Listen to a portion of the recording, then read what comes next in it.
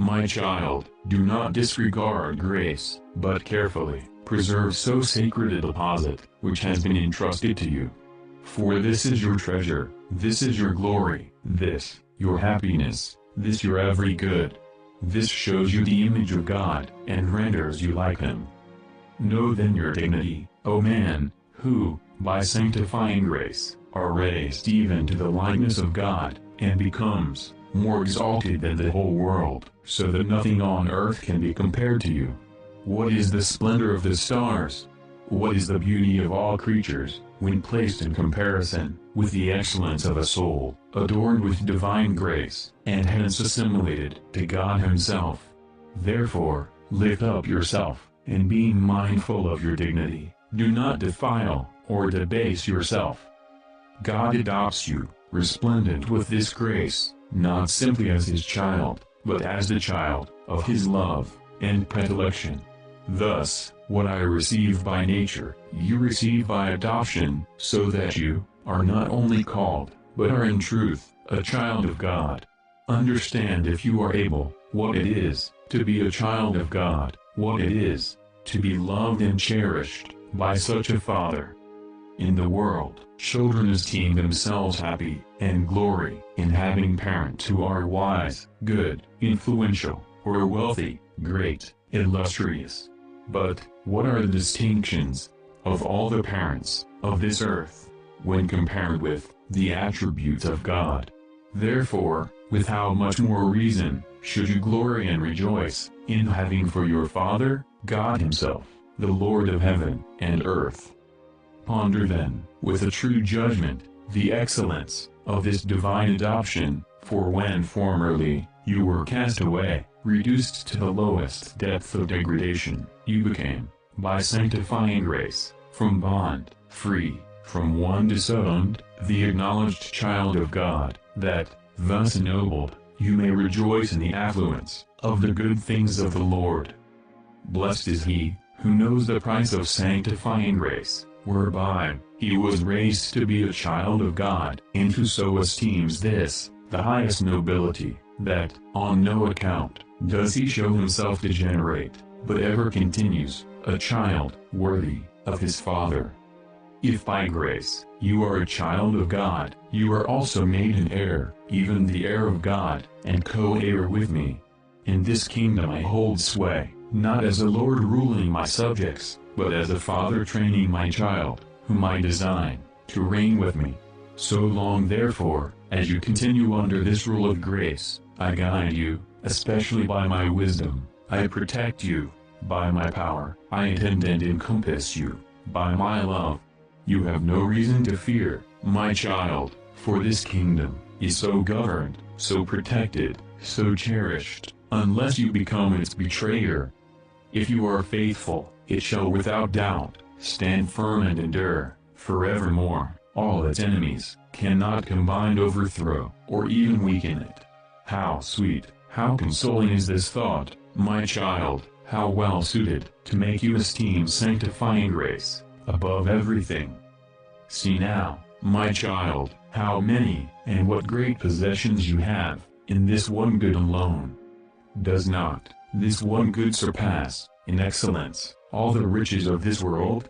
Pray, child, that you may always understand better, and more perfectly, the value of grace, and prize it in reality, as highly as you should do. If you do understand, and appreciate it as you should, you will deem it little, or certainly not too much, to sacrifice for its preservation, not only fortune, fame, and all that is dear and pleasing, but even health, and if it were necessary, life itself. Did not my holy martyrs, and all my sainted heroes, among whom you behold so many children, and tender virgins, prize it thus? Did not thousands among them, when it was left to their choice, prefer to sacrifice, amid torments, all the blessings of life, even life itself, rather than lose the same, for any possession, however great the possession was, that was offered? Therefore, you, the child of such heroes, use your every effort, constant watchfulness, and your greatest care, to preserve grace, the most precious of all gifts, the more so, as the most powerful exertions of your enemies are directed to despoil you and accomplish your destruction. For the rest, dearly beloved, be strengthened in grace, increase in the same, and by acts of true virtue, advance to perfection. Do you understand all these things, my child?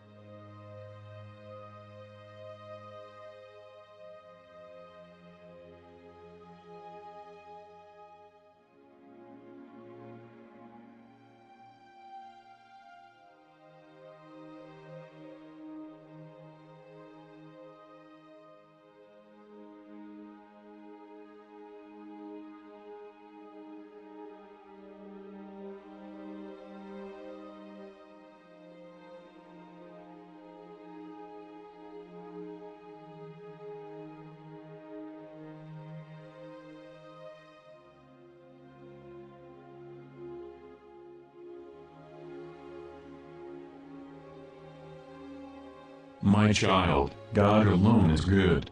He is the supreme goodness, supreme wisdom, supreme power, supreme perfection.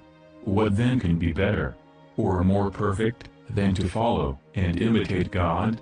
But, as God does not fall under the sensible things, it was thought befitting that I, a divine person, should become man, that I might unveil to them an external form, to captivate their senses, and induce them, in a more easy and pleasing manner, to imitate God.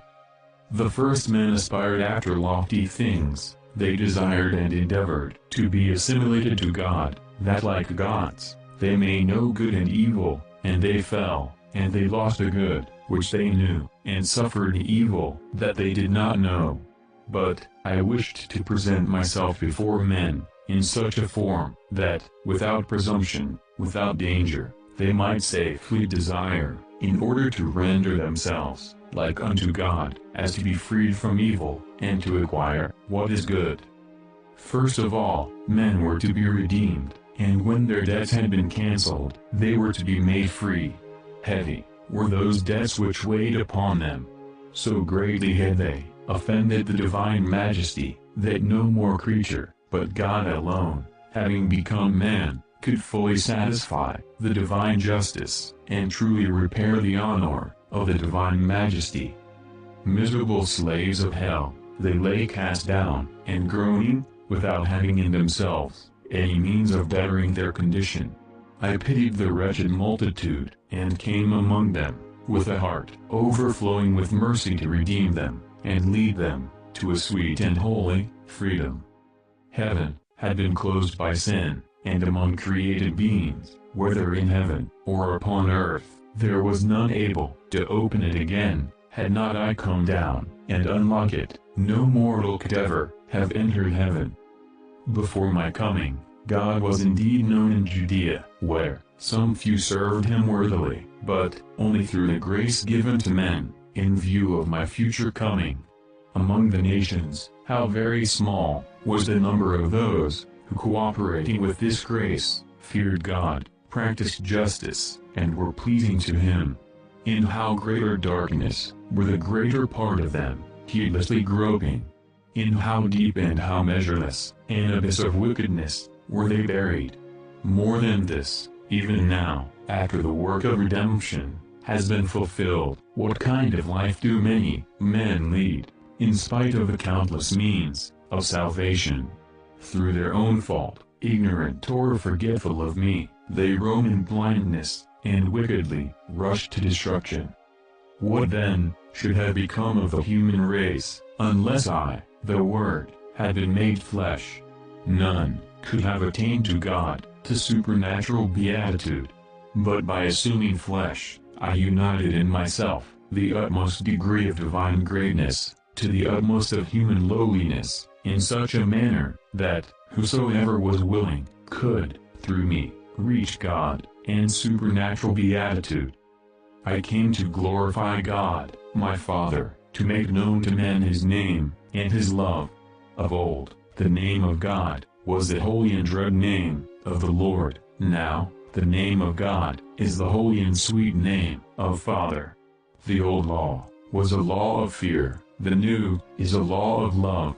God so loved men, that he gave his only begotten Son. And I, through love for my Father, and for men, was incarnated by the Holy Spirit, the Spirit of love. The whole work of the Incarnation is therefore a work of love, but of a gratuitous love, of an infinite love. I came from heaven, and I return to heaven, pointing out to all the way that leads there, that, where I am, they also may be, those who follow me in this way. I am the truth. I appeared, shining, in the darkness of the world, to enlighten every man that comes into this world, that everyone might surely and safely guide his steps on the journey. I am the life. For this I came into the world, that they who were dead might have life, and have it more abundantly, namely, the life of grace on their way, and the life of glory in their heavenly country. Yet, behold, even after man was born again to the life of grace, freed from the slavery of death, and after he had been taught by me the way of his true country, weak and unstrengthened as he was, he could not have been able to follow me. Great were his infirmities, my child, great his faintness, but greater was the all-powerful physician, greater than the divine remedy, which heals every infirmity, every faintness. This remedy is manifold grace, the price of my sufferings, the gift of my heart, which induces every man to long for health, strengthens him when healed, and helps him to follow me. When I came upon the earth, I might have run my career more swiftly than a giant. But the multitude of those that were suffering so moved my heart, that loitering in their midst, I seemed, in the same manner, to grow weak with them, and, going before them, I so smoothed the roughness of the way, so helped and cheered up every one, that, were they but willing, they could easily and joyfully follow my footprints towards the kingdom of heaven. See now, my child, how I have loved you. These things I did for all in general, and for everyone in particular as well, therefore, also for you, as if you were alone in the world, wretched and forsaken, and as if I had come down from heaven to seek you, to redeem you, to save you alone. Therefore, since I came down in this manner, that I might be your guide to my everlasting kingdom, then my child, follow me. In whatever condition, in whatever state, you may be, in all circumstances, propose to yourself my life, as the sure and safe way to heaven. You should not imagine that my outer life only is such, because my inner life is the principal. My interior is my heart. There is found all glory, there resides the principal of all virtues.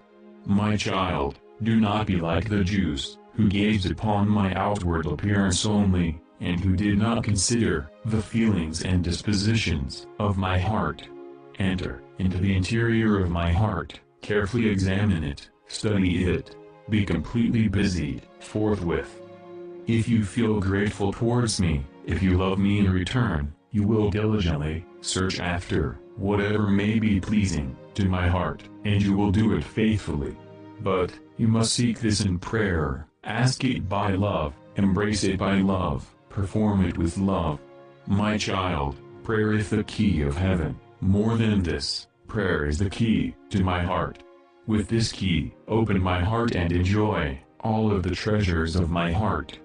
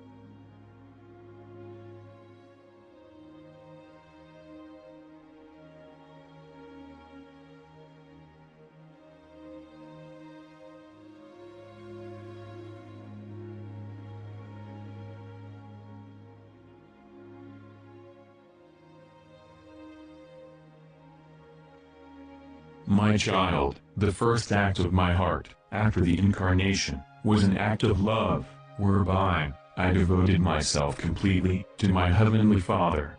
There was, in me, nothing which I did not consecrate with all my mind to my Father, nor was there nothing in the will of my Father which I did not embrace with my whole heart. Even then, did I practically say, in my inmost heart, Behold, my Father, I come as the victim of your will. At the head of the book of life, it is written of me, that I would do your will. Behold, I have willed it, and the law of your good pleasure is in the midst of my heart.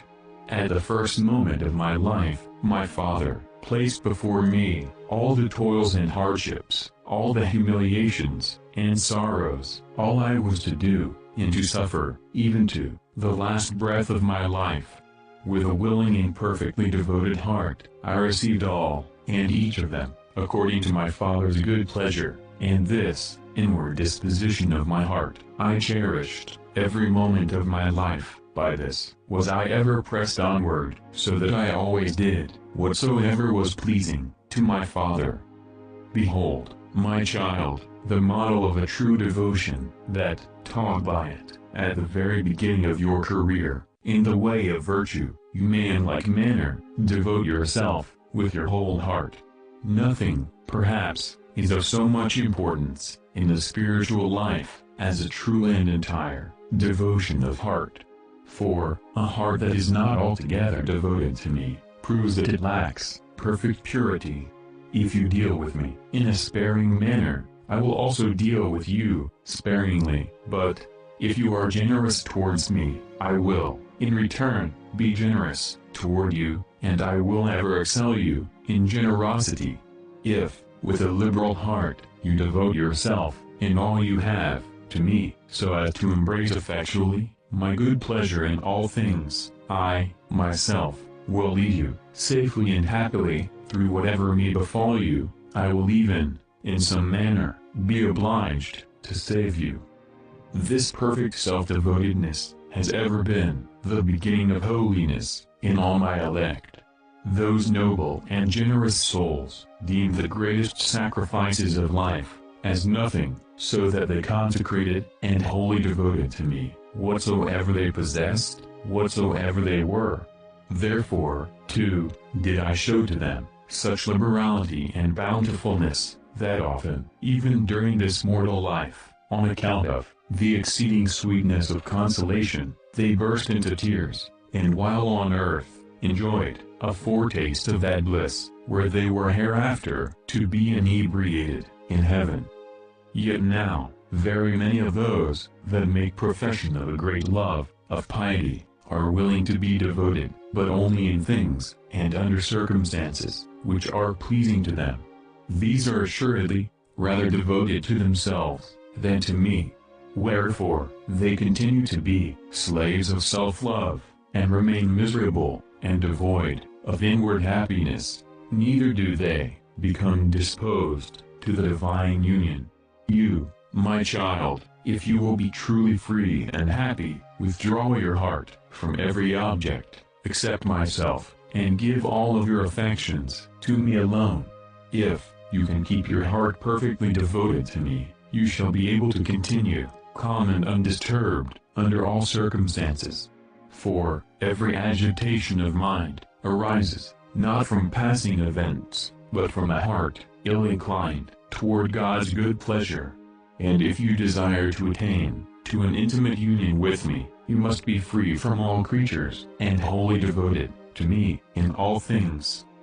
My child, let not your devotion be like that of many others, which is wholly exterior, satisfied with outward things alone, and, therefore, merely a resemblance of devotion, not devotion itself.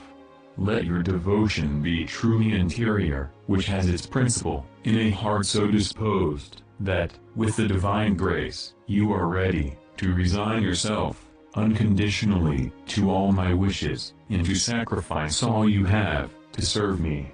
Your devotion, however, must pass over to outward things, since you are a man, and not an angel. And, as you possess a body and a soul, both my gifts, you must, with both honor me, and sanctify yourself.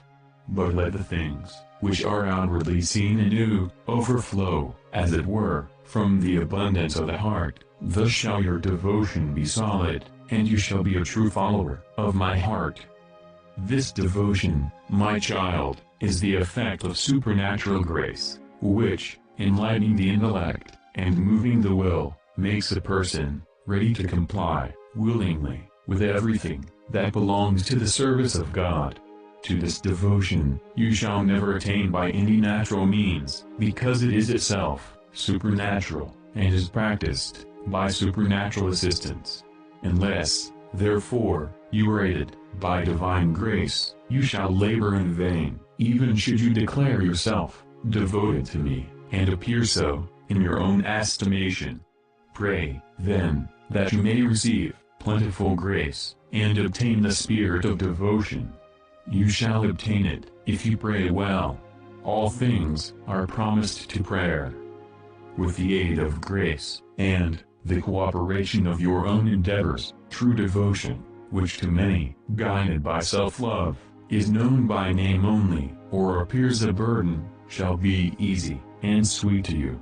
Whether you have sensible consolations, or not, you will continue, in peace, and with fruit, to transact your affairs, to fulfill your duties, and to be faithful to your spiritual practices.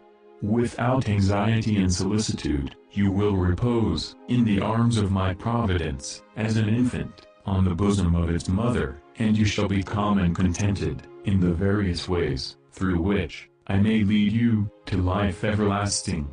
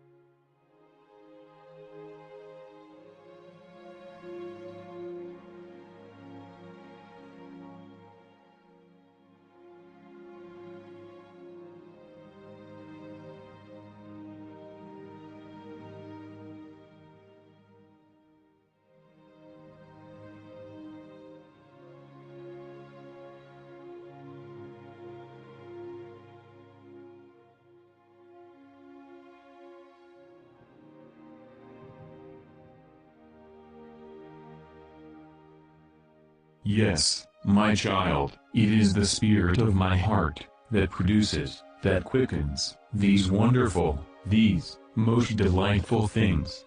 This spirit of mine, that, by love, drew me, from the bosom of the Father, into the bosom of the Virgin, and that, with so much sweetness, brought me, the only begotten of the Father, upon earth. This spirit ever pervades, directs, and leads my heart, that wherever the impulse of the Spirit is, there it may go.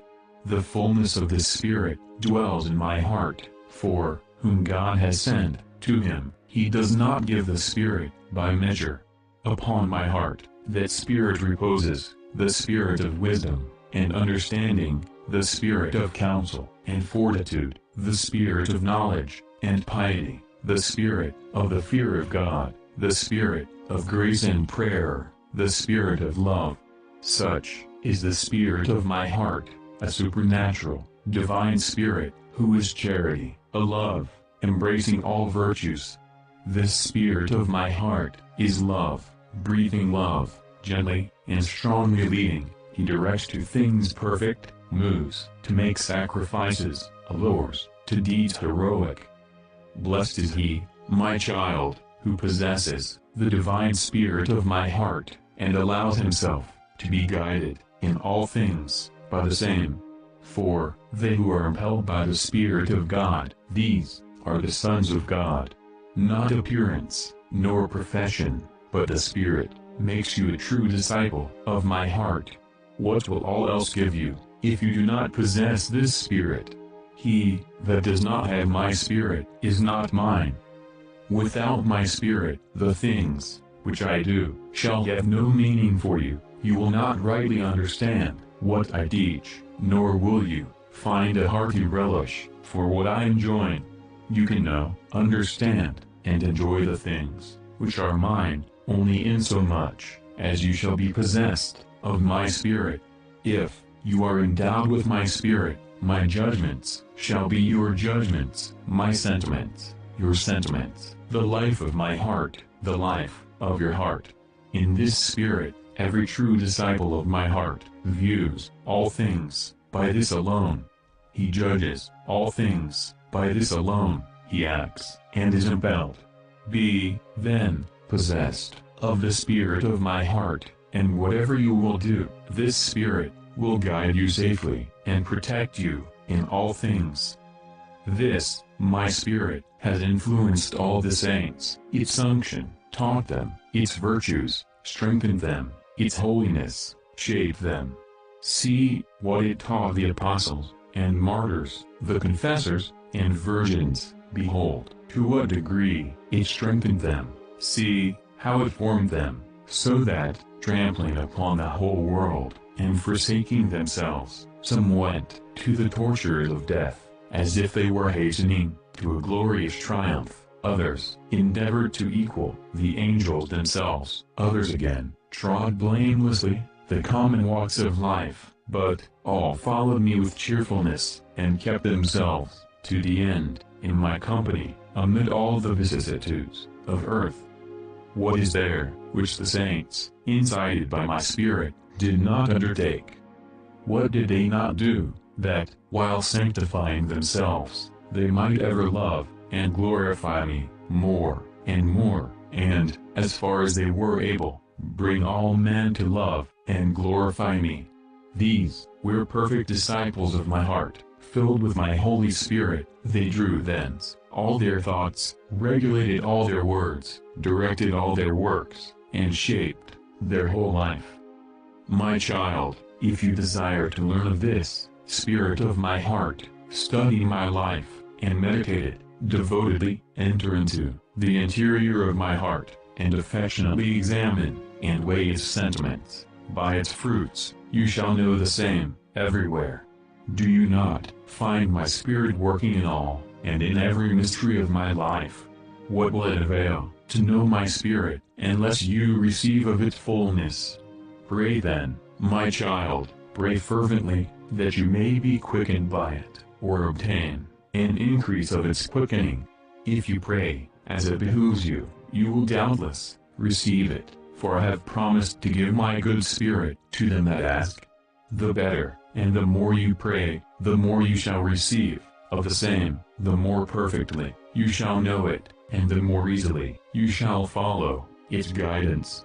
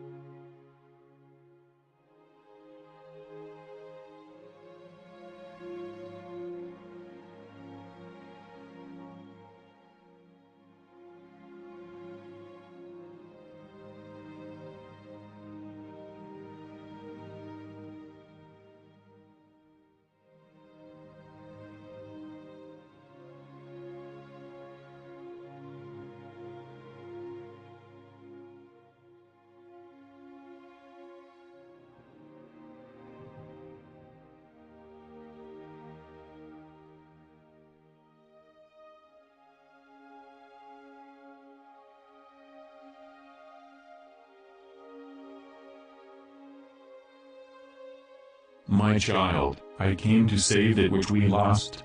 So great was the fall of the human race, that its restoration demanded such a humiliation of the Son of God. Man had sunk into the abyss of pride. In lowliness, I came down and entered the abyss to snatch him from there. Before I came into the world, pride had so far darkened and corrupted the minds of nations, that they not only did not acknowledge humility as a virtue, but, on the contrary, deemed it weakness of soul, and were shocked. For when they knew God, whose light is placed as a seal upon a human heart, they glorified him not as God. They became vain in their thoughts, and their foolish heart was darkened. They grew corrupt and abominable in their desires. Thus, had all flesh corrupted its way. What could be better and more effective to free the world from so great and baneful an error than the example of a God supremely wise and perfect, abasing himself unto emptiness, thus confounding all human pride and refuting forever its false reasonings and pretenses? Pride, my child, has ever been, and will continue to be, the source of all evils, but humility is the principle of all good things. Truth begets humility, which is the virtue of virtues, and charity gives it life and form. First of all, then, thoroughly know yourself and God, that you may attribute to God the things which are of God, and to yourself what is your own. Take care, therefore, my child, to understand what you are of yourself. What are you of yourself? What, except a mere nothing, out of which God created you? This nothingness is your own, but the being which thou art is of God. If thou think that you are something, whereas, of yourself, you are nothing, you deceive and mislead yourself. What do you possess of yourself, by nature, or by grace? In the order of nature, you have, indeed, the powers of the soul, the senses of the body, the gifts of the mind, the outward qualities of person. But, where did all these things, of whatever kind they may be, come to you? Whose are they? Take away that which God made, and gave to you, and what remains, except nothingness? This latter again, is your own, the former, is of God. In giving you these things, he gave them, for an end, that they might use them, for his glory, and for your salvation. If you have ever made use of all and every one of them, for that end, you have only done what you was obliged to do. If, at any time, you have made an ill use of them, behold, beside your nothingness, you must claim also, as your own, ungratefulness, forwardness, and the misspending of God's favors. Now, what are you, in the order of grace? My child, is this not a fathomless abyss? It is certain, that of yourself, without the help of grace, you possess nothing, of which can promote your salvation. You can do nothing, to save yourself. Therefore, whatever you have, of the supernatural order, whatever virtues, whatever merits, you may possess, all these, are the effects of grace, without which, they could not have even been begun, much less, brought to perfection. If, then, God rewards these things in you, he does but crown his own gifts. It is, indeed, true, my child, that to acquire these things, you did cooperate with grace. But, this very cooperation, if duly considered, what does it disclose? It is evident, by faith, that you must one day give a strict account of every grace. For, you are obliged to cause each grace to produce its fruit, by your cooperation. Did not this consideration fill the very saints with the lowliest sentiments? What thoughts, then, must these force upon you, who so often do not cooperate with grace, not even a little? If you are unable to count the shortcomings of your cooperation with grace, ponder the number and magnitude of the debts you have contracted by the neglect or ill use of the gifts of God, in addition to your own nothingness, and powerlessness, in the order of grace. My child, if you rightly consider the obligation of cooperating with God's grace, and of making a proper use of His gifts, even of those in the natural order, you will understand, as the saints understood it, that the more, and the greater, the favors you have received, greater the reason you have for deeply humbling yourself. But there are things worse, and more humiliating, hidden from the sight. See and examine your manifold miseries, offenses, and sins, and weigh well what you have justly deserved. Had you received what is rightly due, should you not have felt the contempt of all the inhabitants of heaven, of earth, and of hell, and suffered everlasting degradation by now? And if, perhaps, you have done nothing, on account of which you deserve to be cast away, you still have no cause to be elated. For you, being kept from grievous faults, is not your own doing, but chiefly the work of grace. Even more, by one venial transgression, committed against the infinite majesty of God, you deserved greater humiliations than the world can inflict upon you. What, then, my child, what are you? What compared with all men? Nothing more than a drop of water, compared with all the oceans. And how are all men viewed in connection with all the myriads of angels? Assuredly, less than this earth is to the boundless heavens. And what are all the angels, in comparison with God Himself? Behold, they are as if they were not, because the difference is infinite. Now, compared with the infinite God, what are you, a puny being, dwelling in a little corner of this globe? What are you, in truth, my child, or what do you possess, to make you proud? What have you, for which you should not humble yourself? I do not say these things to cause you to blush, but to give you a warning, you, well-beloved child of my heart, lest, being misled by pride, you should fall away and perish. To God alone be honor and glory from every creature. He alone is truly and exceedingly worthy to receive empire, and power, and benediction, and praise, and supreme worship, forever and ever. All the perfections seen in creatures, however excellent they may appear, are only darksome rays of God's perfections, which are in every way absolute and infinite. Even had God not so commanded, His boundless perfections should have to be acknowledged and honored by every reason-gifted being. Even more, His own glory is so essentially to be referred to God, that He Himself cannot be indifferent in its regard, for He alone is worthy of Himself. Precious, my child, is the knowledge of God, and of yourself, for it reveals a great truth, most fit to humble you. Yet this knowledge itself is not humility, since virtue consists not in knowledge, but in affection. Neither does the virtue of humility consist in humiliation, but rather in the love of humiliation. For there is no virtue, unless there be affection, or motion, of a good will. How many there are, who humble themselves, or are humbled by others, and yet are not humble? How many do outwardly give signs of humility, and yet keep pride within themselves? In order that humility be a virtue, such as that of my disciples ought to be, and that self-abasement be an act of such a virtue, it must receive its life and form from charity, or supernatural affection. The virtue of humility is that supernatural affection, which inclines and moves you, always, so to tend to your proper place, that you give to God the things which belong to God, thanksgiving, honor, glory, and ascribe to yourself whatever is yours, nothingness, and unworthiness, of every kind. Now, which is your own proper place? O my child, how deep, how terrible is the place, which you have deserved. But see, the love of my heart. To console you, to exalt you, I became man, humbled myself in your stead, and assigned you a better and more honorable place. Since that time, your place is with me.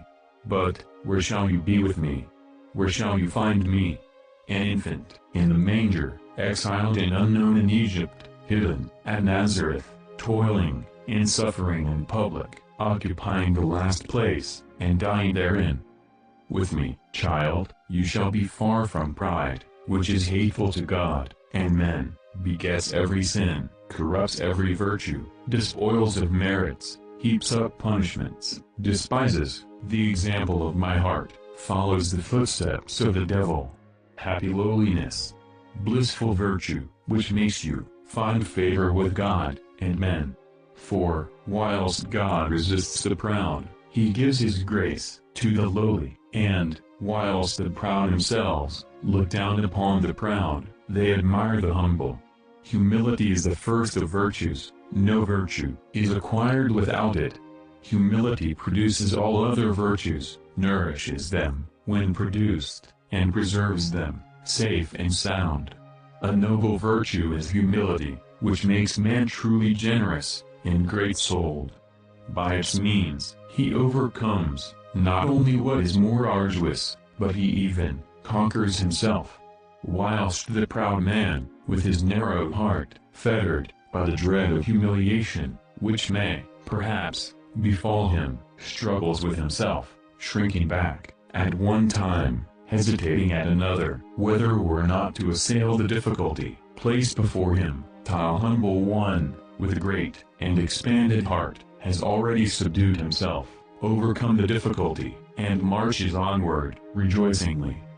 It is the virtue that inspires courage, disposes the soul for the greatest deeds.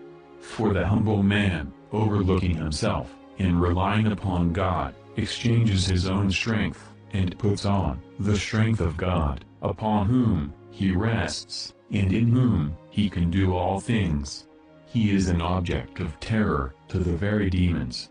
These enemies dread the humble. No other mortals do they fear so much.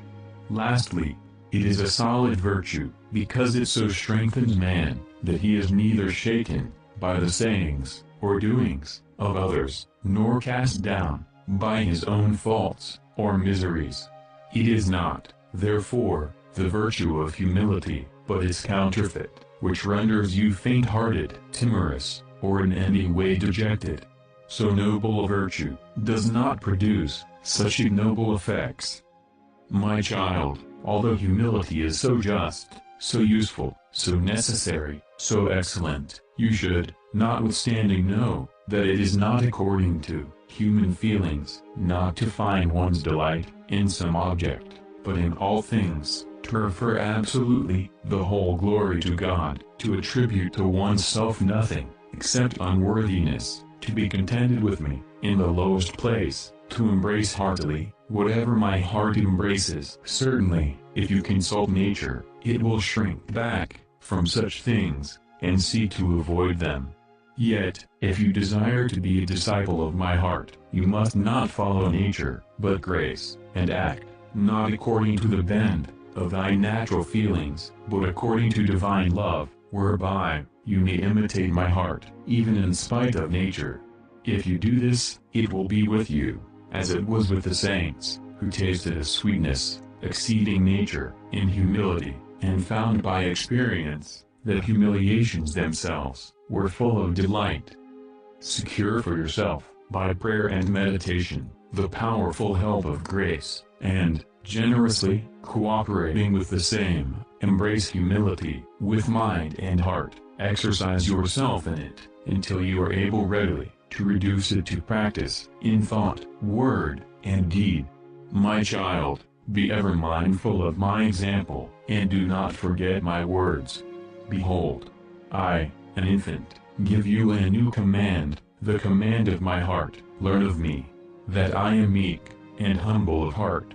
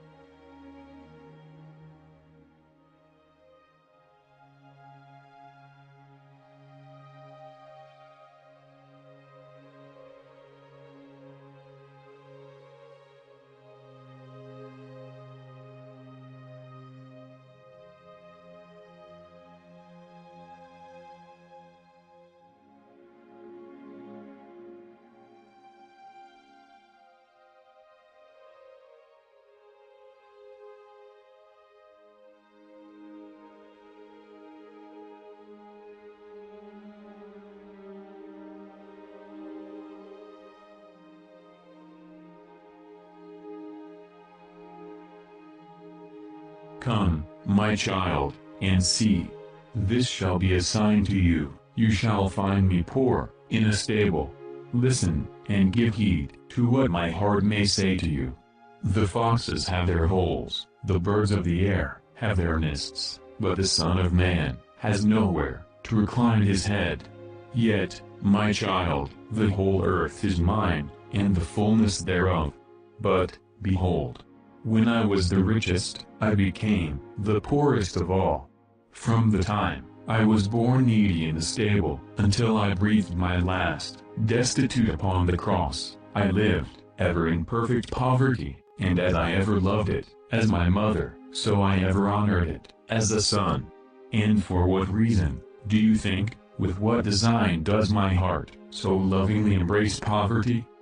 Undoubtedly, my child, because my heart, filled as it is, with humility and charity, cherishes these virtues most tenderly, and desires most heartily, by their means, to draw the hearts of men from things earthly and perishable, and raise them aloft to that which is heavenly and everlasting. Blessed are the poor in spirit, for theirs is the kingdom of heaven. Blessed, for that they are free from the greatest obstacles to everlasting salvation. Blessed, for that they possess a wholesome opportunity of practicing numberless virtues. Blessed, lastly, because in their heart they are conformed to me. My child, to have nothing, even to be in want, is not the virtue of poverty, but to keep the heart disengaged from the created things of the world. This constitutes the true virtue of poverty. For love of me, to bid farewell to all things of earth, to possess nothing as one's own, to cling with the heart to no created object, is the perfection of the virtue of poverty. To this latter, all are not called, but to the former, all and every one must tend, insomuch that it is easier for a camel to pass through the eye of a needle, than for anyone without it to enter the kingdom of heaven. For, unless a man renounce, with the heart at least, all things, he cannot be my disciple. There is nothing more wicked than the love of money, for this love perverts the judgment, and misleads the heart, and, since all things obey money, he that loves it, blinded by its inordinate desire, sets his own soul for sale, so that he is ready to sell this immortal gift for a perishable object. The saints used the things of earth with a heart free from them. Amid the greatest wealth, they were poor in spirit. Yet, there are not a few who allow the enemy of man's salvation to deceive them by the appearance of what is good or right. That crafty foe strives to persuade men that riches, or the abundance of the good things of earth, as they are indifferent in themselves, and may be usefully spent, can be coveted and sought after without danger. But whoever suffers himself to be so deceived soon discovers that he has become entangled in the snares of the devil's artifices, that he is weighed down by troubles, darkness, perverse inclinations, that, whatever his state of life, he is unable to attain to its perfection, and that, finally, he imperils, in no small degree, his everlasting salvation. My child, if you have riches, set not your heart upon them, for you are a steward, rather than a master. With a heart disengaged from them, either renounce them altogether, if such be the divine will, or use them for my glory, and for the real benefit of your soul.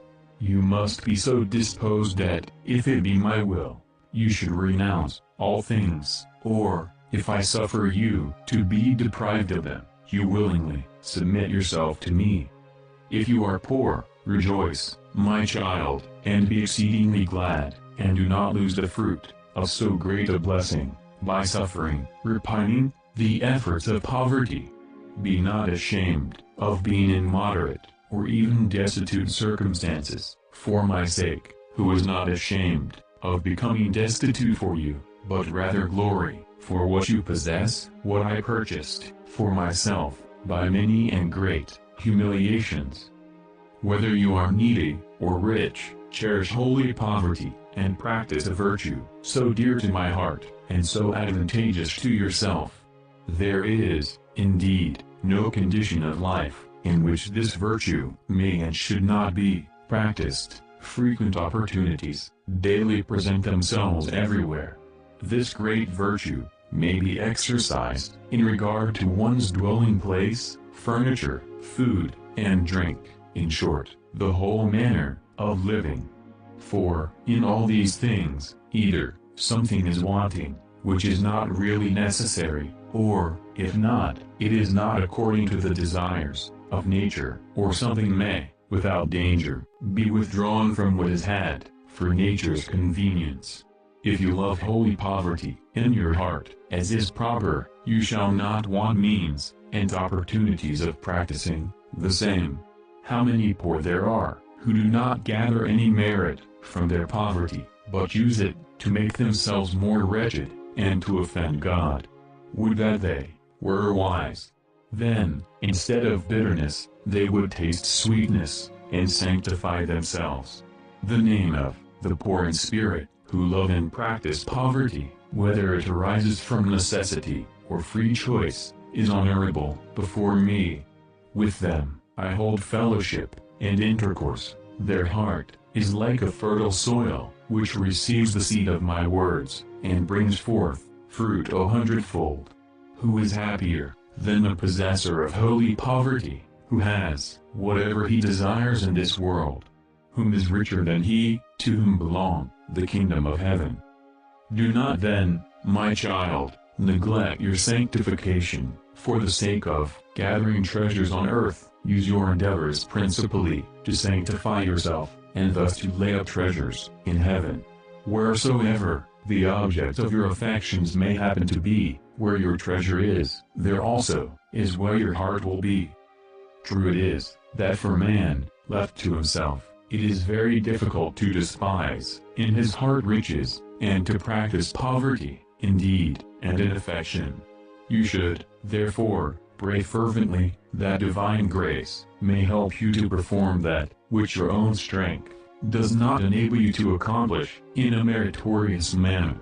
If you perceive within yourself feelings opposed to poverty, persevere in prayer, and beg the more fervently, even against your inclinations, that grace may not spare those inordinate feelings, but root them out completely, until your heart is altogether free, and looks solely to the will and glory of God. My child, if once the affections of your heart are well ordered, you will find, through divine grace, the virtue of poverty, not only easy, but even full of sweetness.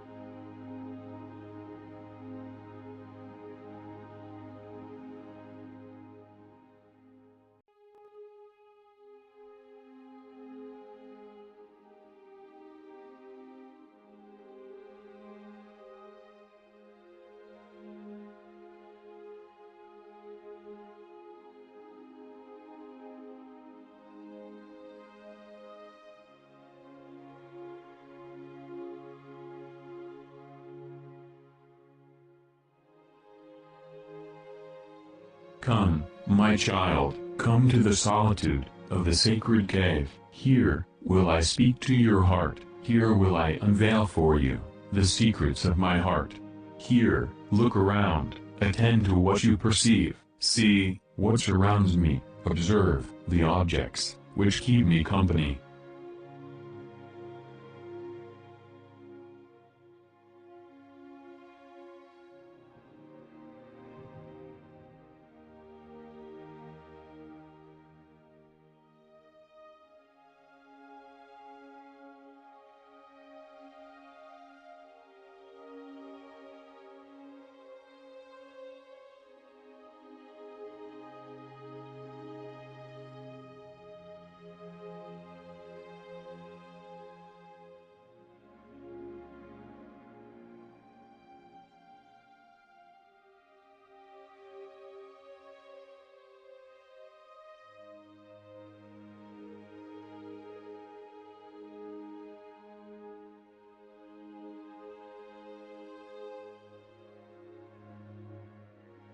Amid these, my child, my heart rejoices, and finds its delight, because it feeds on purity, among the lilies.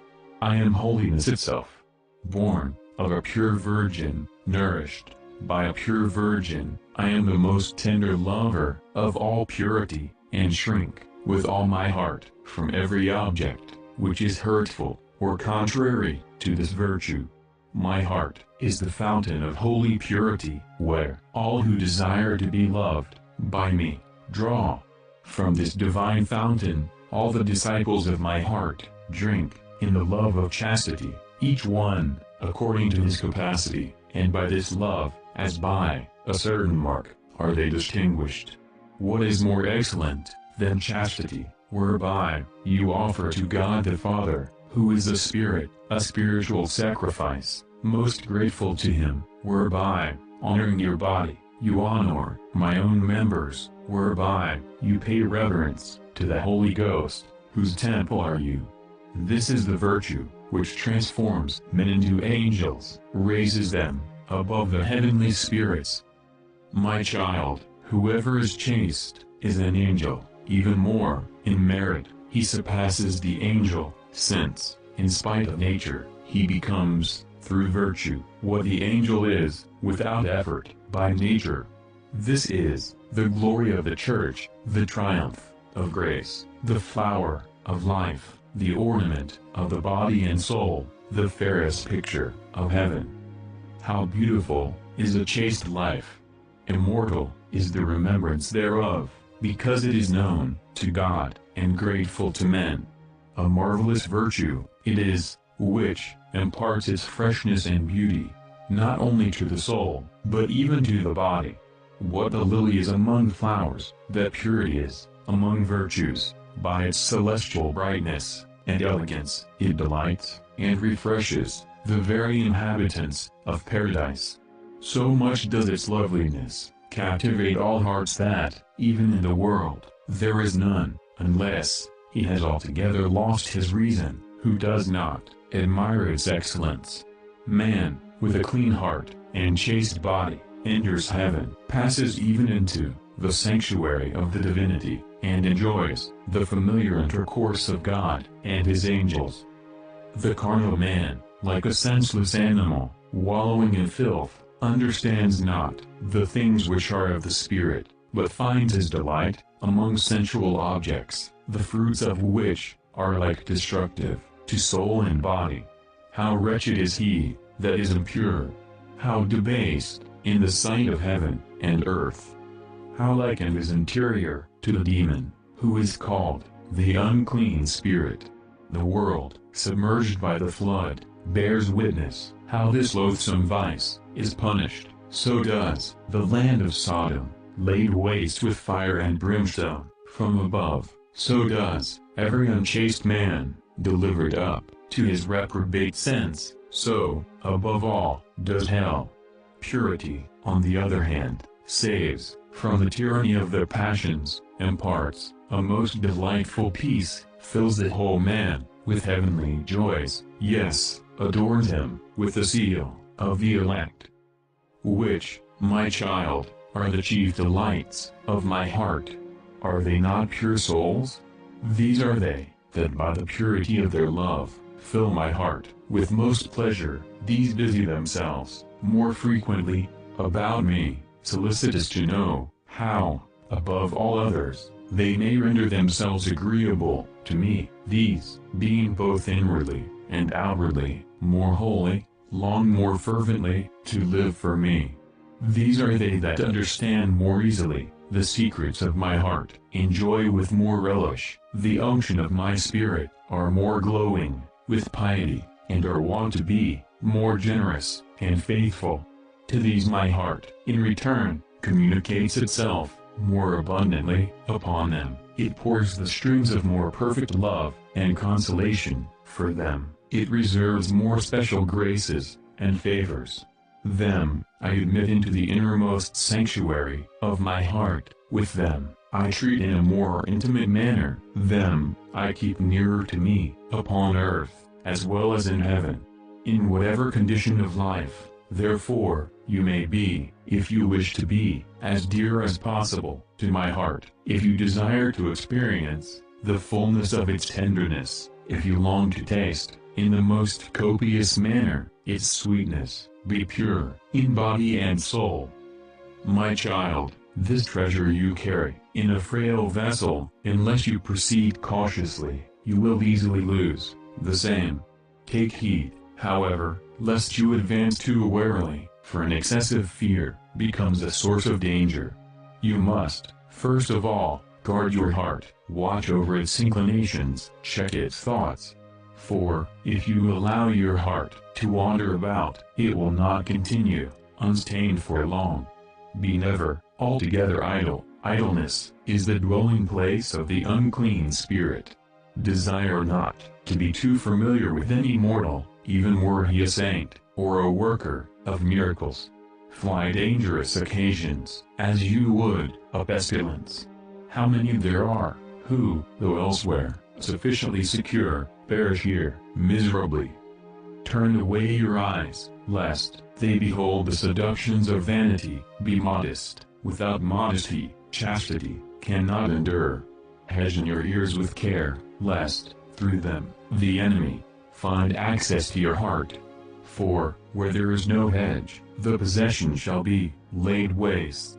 Keep the tongue, not only from unclean words, but also from all scurrility, and every kind of language, of which the devil may take advantage to tempt you, or others.